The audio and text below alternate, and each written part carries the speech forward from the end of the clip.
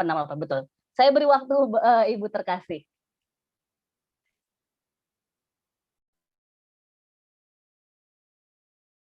Suara saya sudah terdengar? Sudah. Baik. Terima kasih Ibu Bapak atas waktu yang diberikan dari STT Jakarta ya pada saya. Di awal undangan saya diminta untuk bisa berbagi cerita atas nama komunitas. Tapi nanti saya akan kombinasikan karena saya tadi disampaikan bahwa saya juga sebagai anggota Komisi Paripurna Komnas Perempuan. Jadi ini beririsan begitu dengan apa yang sudah dilakukan oleh Komnas Perempuan. Izin saya share screen ya.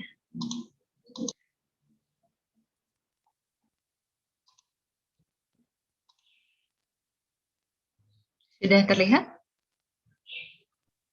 Sedang loading, Ibu. Oh ya. Sudah terlihat belum? Sudah sekarang. Sudah ya. Baik. Jadi karena keterkaitan isu yang dimintakan adalah merespon kekerasan berbasis gender dan alam, dan saya juga ingin mungkin bisa berbagi terkait pengalaman kami sebagai perempuan adat dan juga kontekstual dengan apa yang sekarang kini terjadi di Indonesia bahkan di dunia terkait dengan gejolak alam dan juga kekerasan terhadap perempuan gitu. Untuk pengantar saya ingin menyampaikan bahwa karena sebagai anggota Komisi Paripurna bahwa Komisi Nasional Anti Kekerasan Terhadap Perempuan atau Komnas Perempuan merupakan lembaga nasional yang dibentuk berdasarkan keputusan Presiden nomor 181 tahun 98 dan Perpres 65 tahun 2005 bahwa tujuan berdirinya Komnas adalah mengembangkan kondisi yang kondusif untuk penghapusan segala bentuk kekerasan terhadap perempuan dan penegakan HAM perempuan di Indonesia. Latar belakang Komnas Perempuan sendiri sebetulnya dilatar belakangi atas kekerasan terhadap perempuan tahun 98 ya. Jadi ada sejarah yang memang cukup kuat mendorong berdirinya. Ya. Ibu boleh diperbesarkah share screen-nya? Ada yang memohon diperbesar. Oh. Jadi screen-nya. Ya. Ini Bu di apa play screen ya ya. Itu ya. Terima kasih. Jadi baik. Itu jadi berangkat dari saya sebagai perempuan adat berhubungan atau berjejaring bersinergi dengan Komnas Perempuan juga jauh sebelum saya sebagai anggota Komnas Perempuan. Dan termasuk tadi yang dikatakan oleh pemapar sebelumnya bahwa pengalaman-pengalaman perempuan baik dari tuturan itu juga merupakan sebuah sumber pengetahuan yang memang itu menjadi modalitas Komnas Perempuan dalam melakukan pemantauan, pendampingan, penguatan terhadap perempuan gitu ya. Juga dalam meningkatkan upaya pencegahan dan penanggulangan kekerasan terhadap perempuan. Sehingga sebagai perempuan adat berkontribusi informasi-informasi berupa tutur perempuan, di mana proses tutur perempuan itu didapati dengan menggali, mendengar, merekam kisah-kisah perempuan dengan narasi yang besar dan atau peristiwa tertentu, sehingga potret kekerasan perempuan itu bisa menjadi utuh dijadikan sebagai kajian begitu oleh Komnas Perempuan. Dan terkhusus pada pengalaman saya pribadi bahwa karena background sebagai perempuan adat yang dialami adalah sebetulnya proses jatuh bangun perempuan adat memperjuangkan haknya sebagai perempuan, sebagai warga negara, sebagai warga bangsa, sebagai ibu, ataupun sebagai istri, gitu ya. di mana stigmatisasi atau diskriminasi yang melekat pada dirinya, yang dihadapkan pada dirinya adalah stigmatisasi atau diskriminasi yang berlapis dengan berbagai aktor, baik lingkungan maupun bahkan negara gitu dalam kebijakan. Dan saya kira saya harus terkait dengan posisi perempuan adat yang kami berupaya berteguh di tanah leluhur, merawat tradisi, mempertahankan ruang hidup dan kebudayaan. Dan kami berjejaring perempuan-perempuan adat senusantara melakukan penguatan, saling menguatkan satu sama lain, karena persoalan-persoalan yang dihadapi itu juga sangat beragam, dari mulai hak-hak sipil hingga bisa juga berdampak pada hak ekonomi dan hak kebudayaan gitu. Dan kalau komunitas adat biasanya terbentuk atas kesamaan asal usul leluhur dan ikatan spirit magis religius dengan tanah dan airnya. Kami meyakini ada sebuah tuntunan ajaran bahwa sebagai manusia ada dua landasan, iman karena tanah atau iman pada tanah amparan dan tanah adegan. Iman karena tanah amparan dan tanah adegan, artinya pada tanah bumi yang dipijak dan pada tanah spiritual. Jadi bumi yang dipijak itu bukan sekedar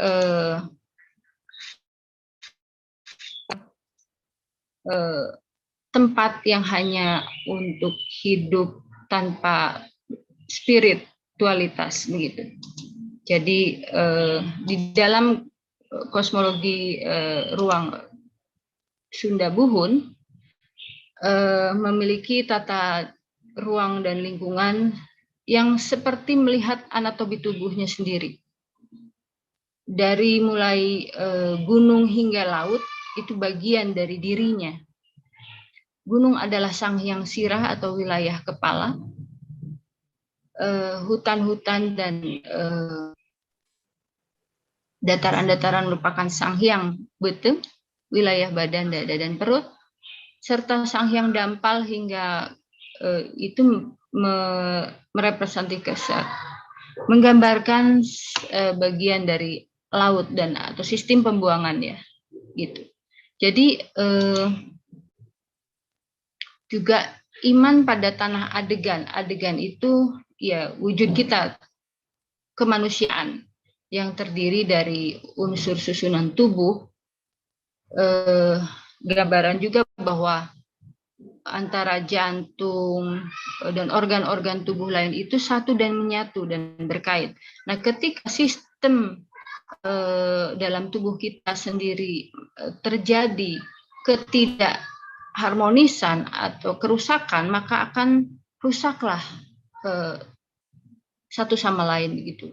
Jadi kami ada pandangan bahwa antara alam raga dan alam raya itu satu dan menyatu dalam alam spirit begitu.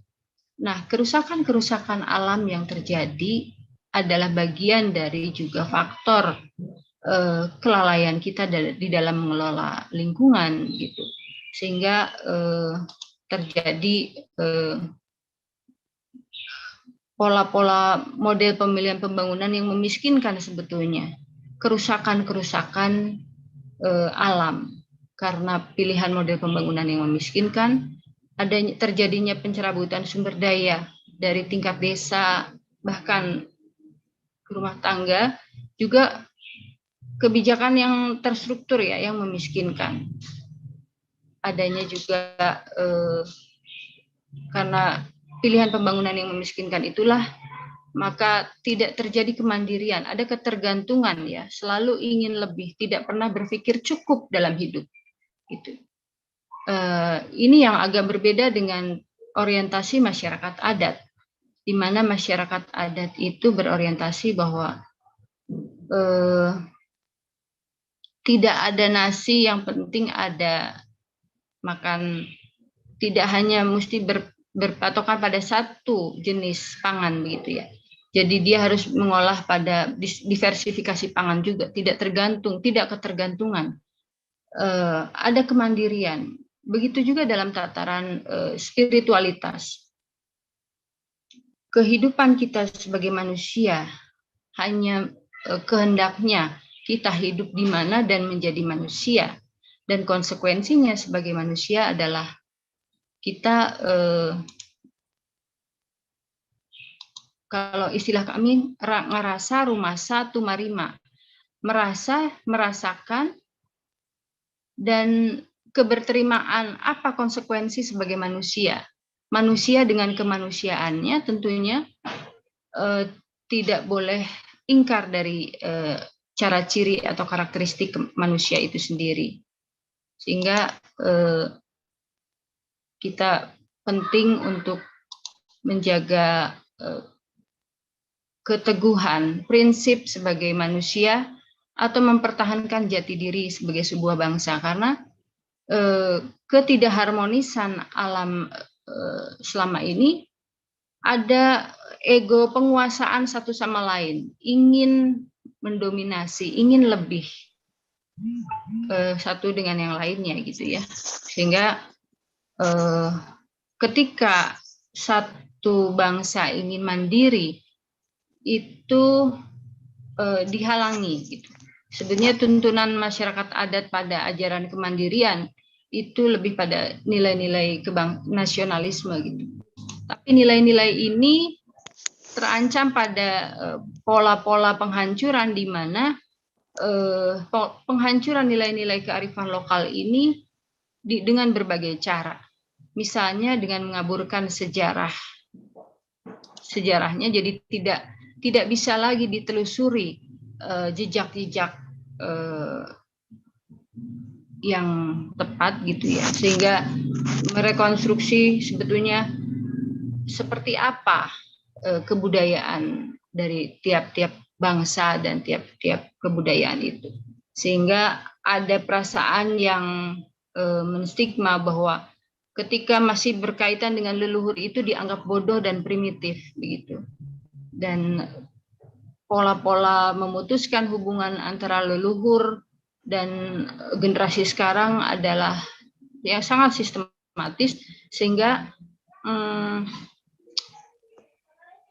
bahkan generasi-generasi sekarang yang banyak menjadi tantangan kami kelompok para ibu-ibu perempuan untuk bisa bagaimana regenerasi pemahaman tuntunan ajaran, karena dari berbagai sisi, dari berbagai sudut pandang kita disekat begitu, sehingga dengan persoalan-persoalan yang ada maka perempuan menjadi agen untuk merekonstruksi kembali kebudayaan, kemudian menjadi agen perdamaian, menjadi agen perawat pengetahuan leluhur begitu, dan menjadi pengikat keguyuban gitu, kerja-kerja bersama. Perempuan adat juga menjadi penggerak bagaimana mengajarkan budi pekerti. Jadi seni itu bukan sekedar tontonan, tetapi seni diwariskan sebagai pola-pola tuntunan, cara-cara memberikan pemahaman kepada generasi penerus untuk menyadari siapa dirinya sebagai manusia dengan peri kemanusiaannya, dan menyadari nilai-nilai kebangsaan sebagai hukum kesadaran asali, ya, hukum adikodrati yang harus kita teguhi gitu. Sehingga pola-pola gerakan kebudayaan yang dilakukan adalah melalui seni dan budaya begitu.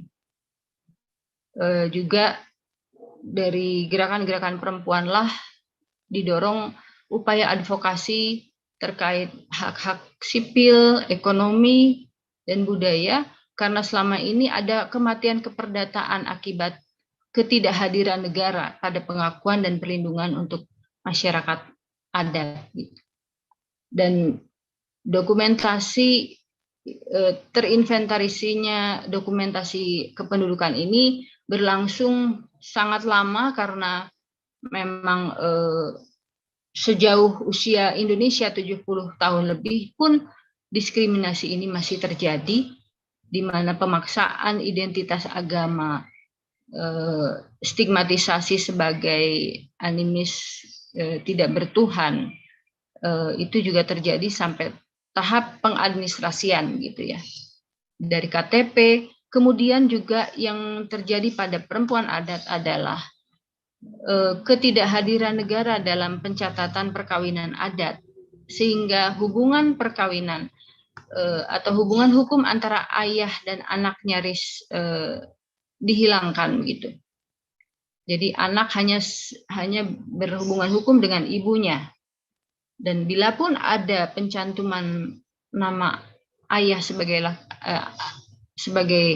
ayah, itu berangkat dari akte pengakuan anak. Jadi ayah biologis harus membuat akte pengakuan anak seolah-olah itu anak angkat begitu. Mungkin ibu bapak penting juga mengetahui bahwa ketika perempuan adat memperjuangkan hak keperdataan atas asal-usul anaknya sebagai keturunan sebuah keluarga adat, itu sulit sekali dibandingkan dengan akta sambung seekor kucing gitu ya. Bagaimana seekor kucing saja bisa dicatatkan keperdataannya hingga ke 4 keturunan ke atas gitu. Kalau masyarakat adat, perempuan adat, itu masih menjadi perjuangan tersendiri. Dan belum lagi di bidang pendidikan gitu, ada, jadi persoalan yang kemarin di Padang itu pernah juga dialami oleh anak-anak perempuan adat gitu ya. Tidak sedikit kekerasan psikis di mana pemaksaan agama itu dilakukan oleh para pengajar dan disidangkan, misalnya dalam satu forum itu ada kepala sekolah, ada wali kelas, ada bidang kesiswaan, itu biasa dialami oleh anak-anak kami. Dan perjuangan inilah yang membuat kami para perempuan, ibu-ibu, aktif terus mendorong perjuangan advokasi hak sipil ini. Begitu pula dengan persoalan bagaimana mempertahankan tanah adat. Perempuan adat juga aktif melawan proyek geotermal gitu ya.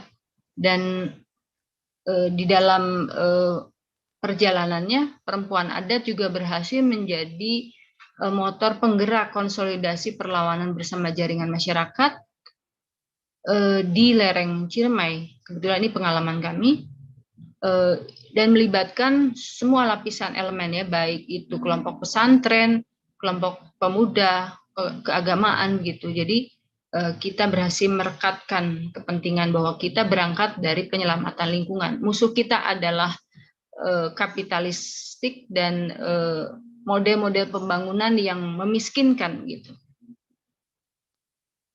Kemudian juga stigma-stigma dari kelompok-kelompok intoleran itu juga tidak mudah kami hadapi karena seringkali kepentingan kelompok-kelompok ini bertemu dengan kepentingan politik lokal begitu, di mana untuk mendelegitimasi nilai-nilai adat begitu. Bagaimana juga di tataran yudikatif, bukti melecehkan masyarakat, elemen masyarakat adat adalah ketika di pengadilan mereka tidak mau peduli dengan apa yang menjadi perjuangan kami, sehingga keputusan yang terjadi pun adalah keputusan yang tidak berkeadilan untuk masyarakat. Ada proses-proses perempuan melawan dengan daya upayanya, karena sebetulnya apa yang ada di gambar ini adalah langkah terakhir yang diambil oleh para perempuan ketika kita sudah melalui proses hukum, proses yang buat kami juga tidak mudah melewati proses hukum bagaimana meyakinkan pengadilan bahwa tanah adat itu adalah milik masyarakat komunal, tetapi pada gilirannya keputusan itu tidak berkeadilan, maka untuk menghindari konflik yang lebih keras lagi, maka perempuan adat berada di garda terdepan untuk meminimalisir kekerasan dibanding ketika para laki-laki itu berhadapan-hadapan dengan aparat gitu. Namun demikian tetap kami juga menyadari bahwa langkah ini terakhir diambil.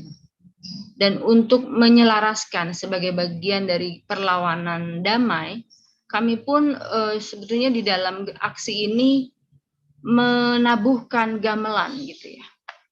Kami meminta kepada semesta bahwa semestalah yang menyempurnakan segala gerakan raga manusia ini. Kami diajarkan oleh leluhur kami bahwa ketika Gunung Ciremai meletus tahun 39, leluhur kami membopong gamelan dan melakukan ritual menabuhkan gamelan sehingga keselarasan pun terjadi. Gunung Ciremai berhenti aktivitasnya dan hingga kini kami meyakini bahwa dampak dari gelombang harmonisasi dari musik itu juga bisa mengubah, bisa menyapa alam untuk bisa lebih bersahabat dengan kita. Di sini kalau di gambar bawah yang paling kanan itu kami ada yang menabuh gamelan sebagai bagian dari agar kekerasan tidak terjadi, ya, tidak seperti yang dikhawatirkan gitu. Begitu pula para perempuan adat di komunitas kami, bagaimana tetap juga melakukan upaya merawat dan melestarikan warisan kearifan tradisi leluhur dengan merawat naskah-naskah manuskrip yang kami punyai, tinggalan dari leluhur kami yang ditulis secara langsung. Dan ini menjadi bukti otentik bagaimana sebetulnya masyarakat adat bukan sekedar memiliki kemampuan budaya tutur, tetapi kami juga merawat budaya tulisan sebagai sebuah hukum adat, gitu ya, sebuah sistem hukum adat. Dan disinilah negara harus melihat bahwa tidak bisa dikatakan bahwa masyarakat adat itu bodoh atau tidak maju. Masyarakat adat atau setidaknya leluhur kami sudah mengajarkan sebuah tatanan menata peradaban yang sangat visioner, gitu. Sangat maju dalam arti tulisan-tulisan itu mengandung banyak pengetahuan-pengetahuan lokal sebagai bekal kami di dalam kehidupan, dalam menyelaraskan kehidupan. Dan kami mentransformasikan pengetahuan itu kepada generasi muda. Baik, sudah tinggal sedikit lagi. Mewariskan pemahaman tradisi itu kepada generasi muda adalah bagian dari tanggung jawab kami juga sebagai perempuan, dan di mana kebertahanan ini bisa terjadi bersama. Dan ini terakhir saya sampaikan gambaran di mana sampai akhir hayat perempuan adat masih berjuang untuk mempertahankan haknya untuk dimakamkan. Ini adalah bagian dari gambar dari bakal makam seorang perempuan adat yang pada 2020 lalu disegel oleh pemerintah daerah. Jadi hak untuk mati saja masih dihambat begitu. Jadi sedemikian panjangnya diskriminasi dan yang dihadapi oleh para perempuan adat ini, belum lagi perempuan adat yang jauh dari akses pelayanan publik. Masih banyak perempuan-perempuan adat yang jauh di pelosok, tidak tersentuh, tidak terjembatani oleh pihak-pihak yang harusnya turun, gitu ya. Nah, kami termasuk bagian dari komunitas yang cukup bisa menjangkau akses, begitu. Demikian mungkin dari saya sebagai sharing pengalaman baik sebagai pribadi maupun di dalam lembaga Komnas Perempuan. Terima kasih. Iya. Mohon maaf apabila ada kekurangan. Terima kasih. Sampurasun.